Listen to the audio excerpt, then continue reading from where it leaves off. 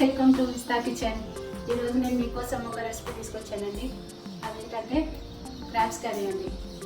తెలంగాణలో ఎండుకాయలు అంటారు. నేను అది కర్రీ చేసి చూపిస్తాను మీకోసం. ఇప్పుడు మనము కావాల్సిన పదార్థాలు ఏంటో చూసుకుందామండి. క్రాబ్స్, ఉల్లిపాయలు, ఇవి మిరియాలు, సొంటి, నూనె. క్రాబ్స్లోనే చిన్న చిన్న పీసెస్ ఉంటాయండి. ఇవి చిన్న పీసెస్ ఉంటాయి. ఇవి వేరే తీసి పెట్టుకోవాలా, అందులో వేయొద్దు. దీంట్లో వచ్చిన కాళ్ళు ఇవి ఏం చేయాలంటే ఇవి దంచుకోవాలి. ఇది కచ్చా పక్క దంచుకోవాలి. దంచుకొని ఇట్లా ఇందులో వచ్చిన రసం ఇలా పోసుకోవాలి. నేను ఇంకా దంచలేదు, దంచుతా. ఇది ఇందులోనే వెళ్ళిన వాటి గుడ్డు అనమాట. ఇది కూడా కర్రీలో వేసుకుంటే టేస్ట్ బాగుంటుంది. ఇప్పుడు కర్రీ ప్రాసెస్ చూద్దాం. స్టవ్ వెలిగించుకొని బౌల్ దీని మీద వేసుకుందాం. ఇప్పుడు ఈ కప్పు ఉంది కదండి, దీంట్లో కొంచెం ఆయిల్ వేసుకున్నాము. ఈ కప్పులో సగం వరకే తీసుకున్నాను నేను ఆయిల్.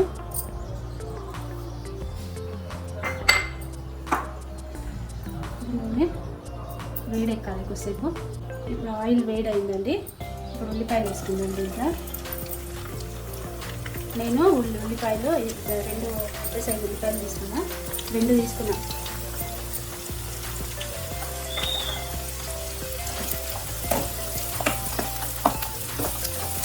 ఇప్పుడు మంచిగా వేగాలి. ఇది ఫ్రై కావాలి మంచిగా వేసి. ఇప్పుడు 1 స్పూన్ అల్లం వెల్లిగడ్డ పేస్ట్. అల్లం వెల్లిగడ్డ పేస్ట్ కొంచెం మంచిగా పచ్చివాసన పోయి వేసుకోవాలి. 1 మినిట్ వేస్తే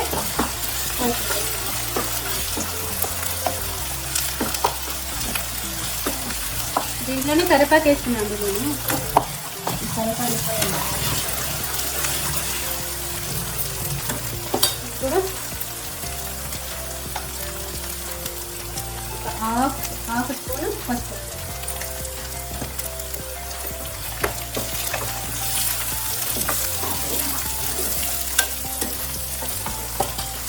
దీనిలో క్రాబ్స్.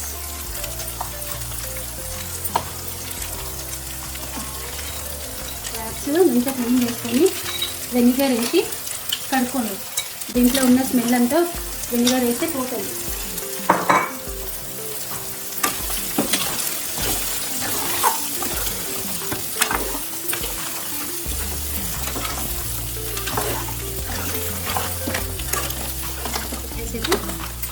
మూత పెట్టేసుకుందాం.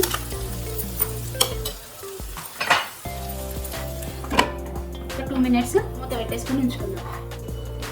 మనం మూత తీసుకుందాం. 2 మినిట్స్ అయిపోయింది.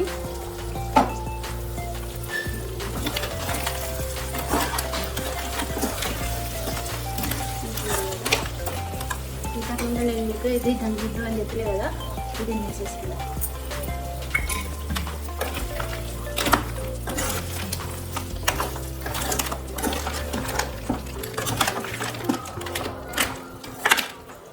కారము 1 స్పూన్నర వేసుకోండి.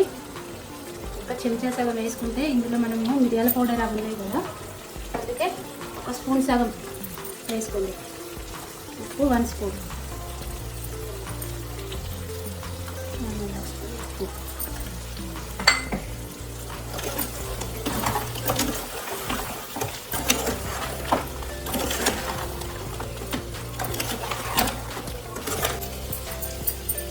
వేసుకున్నాం కదా.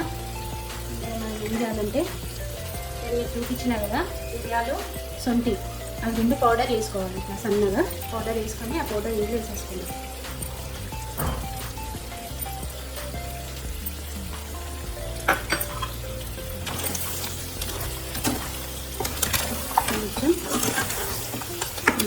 కొంచెం వేసి బాగా కలిపేసేయండి.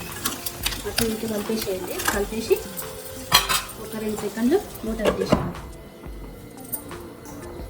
అంతలోపు నేను మీకు అవి క్రాబ్స్ కాళ్ళు చూపించినాయి కదా, ఆ కాళ్ళు ఏం చేసుకోవాలంటే ఇట్లా కచ్చా పక్క దంచుకోవాలి. ఇట్లా రోట్లో వేసి ఇట్లా దంచుకోవాలి. మిక్సీ పట్టకండి, మిక్సీ పడితే మెత్తగా అయిపోతుంది. దీంట్లోనే 1 గ్లాసు వాటర్ వేసుకోవాలి. వేసుకొని దీన్ని మొత్తం ఇట్లా చేసేసుకోవాలి. మొత్తం దీని లోపల ఉన్నదంతా బయటకు వచ్చేస్తుంది అన్నమాట ఇట్లా చేస్తే. దీంతో కర్రీకి టేస్ట్ వస్తుంది. మీరు ఎప్పుడు కానీ ఇవి పడేయకండి. ఇట్లా వేసి ఈ వాటర్ మళ్ళీ కర్రీలో వేసేయండి. దీంతో కర్రీకి టేస్ట్ వస్తుంది. ఇప్పుడు నేను ఈ వాటర్ కర్రీలో వేసేస్తాను. చూడండి,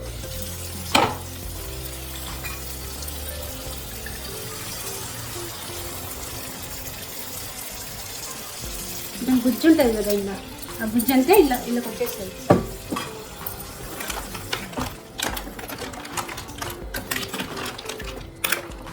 ఇంకా కొన్ని పోసేసుకుంటాము. అట్లనే దీంట్లో గుజ్జు అంతా వచ్చే వరకు కొన్ని నీళ్ళు పోసుకుంటా తీసుకేసేయండి. ఇట్లా పోసుకుంటా కర్రీలు వేసేయండి. దీంట్లో కనిపిస్తుందో తెల్ల గుజ్జు అంతా ఇట్లా వచ్చేస్తుంది. ఇట్లా ఇదంతా వేసేయండి.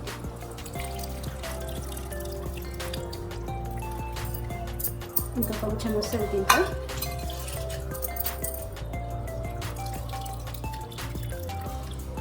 చూడండి, అంతా అయిపోయింది.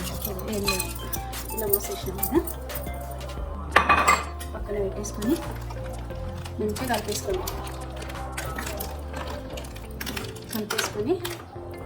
ఒక 10 నిమిషాలు మూత పెట్టేసుకొని హై ఫ్లేమ్లో ఉడికేయండి. 10 మినిట్స్ అయిపోయింది. ఇప్పుడు మూత తీస్తున్నా. చూడండి, ఇట్లా వచ్చింది గ్రేవీ చిక్కగా అయిపోయింది. అంతేనండి, ఇట్లా చిక్కగా కావాలి. ఇట్లా కావాలి, ఇట్లా చిక్కగా కావాలి. ఇప్పుడు ఈ కర్రీ నా పెద్దోడికి చాలా ఇష్టం అండి. చాలా అంటే బాగా ఇష్టం వాడికి. ఇప్పుడు కొత్తిమీర వేసుకోవాలి. కొత్తిమీర వేసుకొని ఒకసారి కలిపేసుకోవాలి.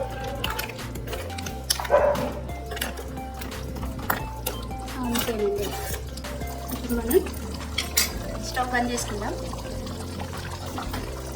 స్టవ్ బంద్ చేసిన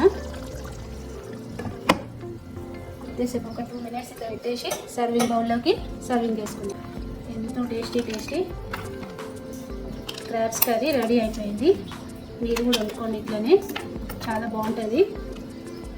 మీరు వండుకొని తిని ఎట్లా వచ్చిందో నాకు కామెంట్ చేయండి.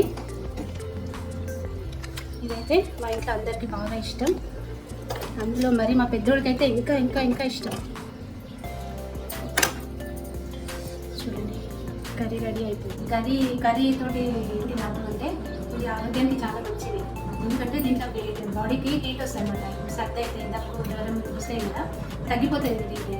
ఇందులో మనకు సొంటి మిరియాలు ఇవి వేసినాం కదా, వాటితోటి దగ్గు జలుబు ఏదైనా తగ్గిపోతుంది. నచ్చితే ట్రై చేయండి, సబ్స్క్రైబ్ చేసుకోండి.